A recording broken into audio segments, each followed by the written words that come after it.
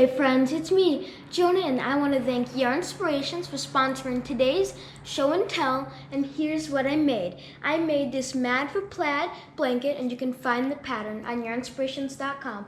But I made this Afghan for my papa because it's his birthday. And you may note that Yarn Inspirations used 2 colors on their Mad for Plaid blanket, but I decided to use 3 because my grandpa loves tartan plaid.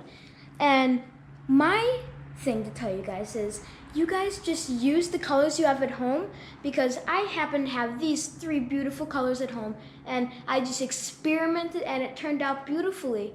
So just use what you have at home and see how it turns out. And another unique thing about this blanket is that for the actual blanket part, you use Bernat Alizé Blanket Easy loop yarn, and you only need your fingers for this yarn. But you also incorporate Bernat blanket yarn. This is like chenille chunky 6-weight, and when you incorporate the Bernat blanket, that's how you get these stripes coming down here, and that's how you really get the tartan plaid look. And now I'm going to demonstrate for you how to do the stripes and how you begin with the slip stitching up the side.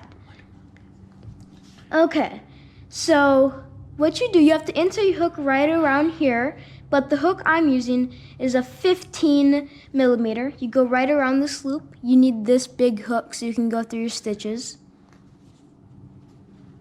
You pull up a loop, go over the next one, go over to the next stitch, and then you have all these arrows in between.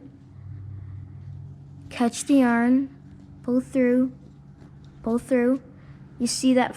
Do you see that first arrow right there? That's the beginning. Now we'll come over our next stitch,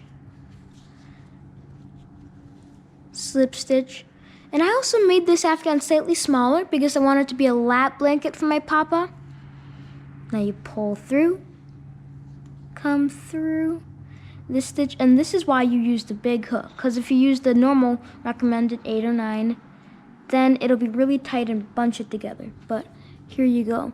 And then you have the arrows coming down here, and if you come down, you have 3 spaces, and then another section, and you have to keep repeating this up the side. And then when you're done with this, you just fasten off and weave in your ends.